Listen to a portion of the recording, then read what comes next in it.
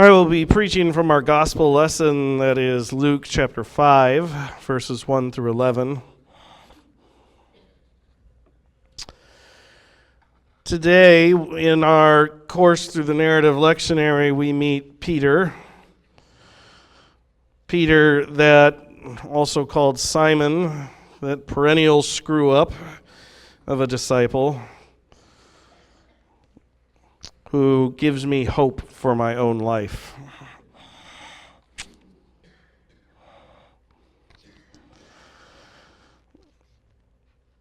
The story begins with Jesus teaching beside a lake. And the crowd is pressing in so much that Jesus decides it's a little bit more efficient if he gets on a boat and stands out on the lake and teaches from there while everybody surrounds him. So he dragoons, voluntold, whatever kind of word you want to use, Simon into this job of using his boat. And after the class session is done, he tells Simon to go and put his nets out into the deeper water for a catch.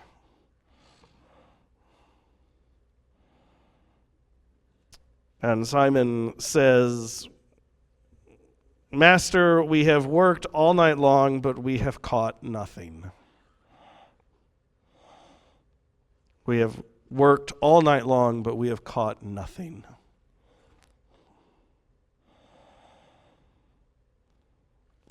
This is the first of three moments where the word caught is used, or catch. And the first of three moments where I think Simon's life, or Peter's life, matches our own in many ways. We all know the feeling of having worked all night and not have anything to show for it. Simon, by all of despite all of his own skill and power as a fisherman, can't control when the fish come. Despite all of his skill and all of his power, he still has nothing. We've all been there before. We've tried our hardest, we've worked our hardest, and yet we have found ourselves with nothing or less than nothing. We have worked our hardest, and yet haven't got anything to show for it.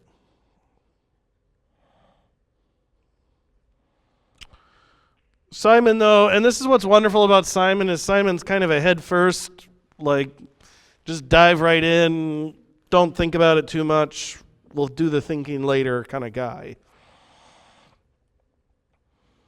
So he says, "We've caught nothing, yet if you say so, I'll try once more."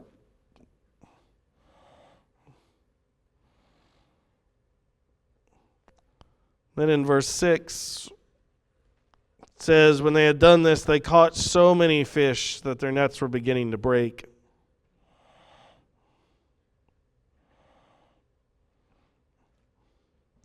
It's a story of faith, and it's a story about what Jesus Christ in our life accomplishes for us.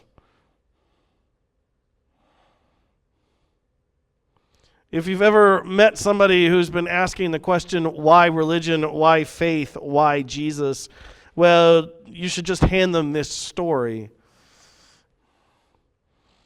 Simon, under his own power, has nothing to show for it. He's caught nothing. There's nothing there when it's just Simon. But with Jesus in the boat, with Jesus promising something, suddenly they catch so many fish that their nets are beginning to break. And they catch so many fish that their boats are beginning to sink. This seems counterproductive to me, but who am I?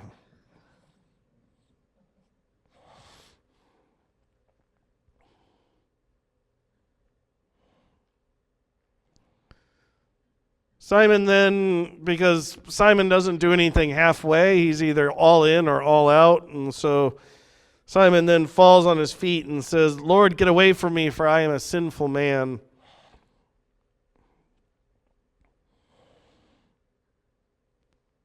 And Jesus looks at him and says, "Do not be afraid, for now on you will be catching people."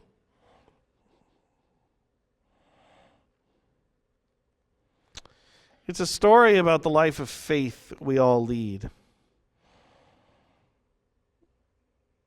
That under our own power, we are an awful lot like Simon with nothing to show for it. Left to our own devices, we have caught nothing. Under our own power, we have nothing really to show for all of our strength and all of our skill. And yet with Jesus, there is abundance. And with Jesus Christ, there is blessing. And with this Jesus Christ, there is such abundance that it begins to sink all of our boats. Now, all that's left is the response, the so what, as my sister says.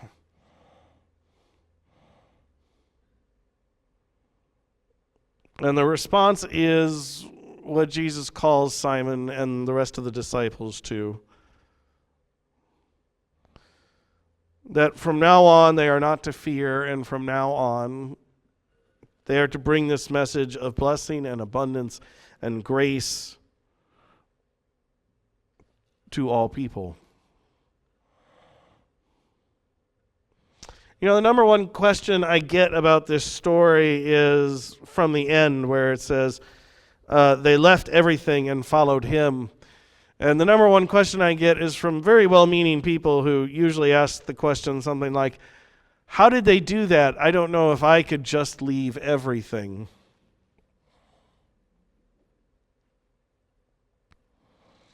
And I understand that question, right? We have mortgages, we have homes, right? We have things we love and places we love and people we love.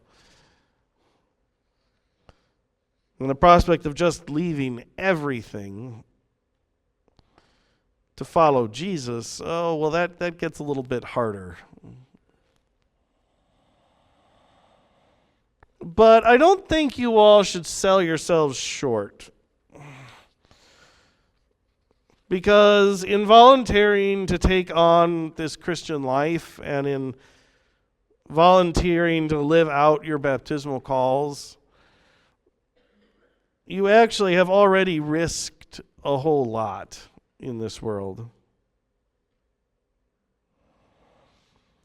We live in a world that is increasingly unmerciful, and by promising to follow Jesus, you have promised to be the people who proclaim mercy in an unmerciful world. Don't sell yourselves short. That's a big thing. And don't sell yourselves short. You may be asking yourselves, I don't know if I could just leave everything, but to follow Jesus means that we are the people who renounce violence as a way to solve our problems. And in an increasingly violent world, that's a risk. No less than the disciples who have left everything and followed Jesus.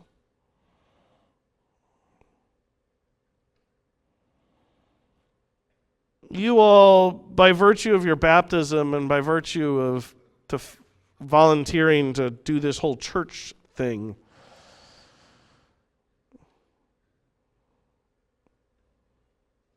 you have volunteered to be the people who forgive. In an increasingly unforgiving world, that is a risk. And so don't sell yourselves short. You all have volunteered to take on a very difficult job in your discipleship. And it will be hard, for the world is unmerciful and the world is unforgiving.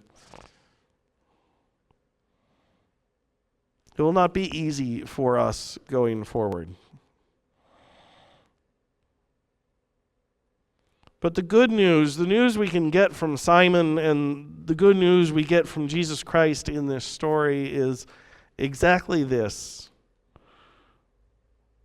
That when all of our own efforts have failed,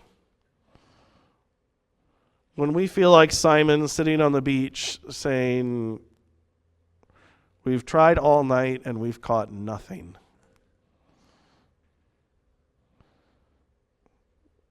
Jesus Christ comes into our lives and grants us abundance in that moment.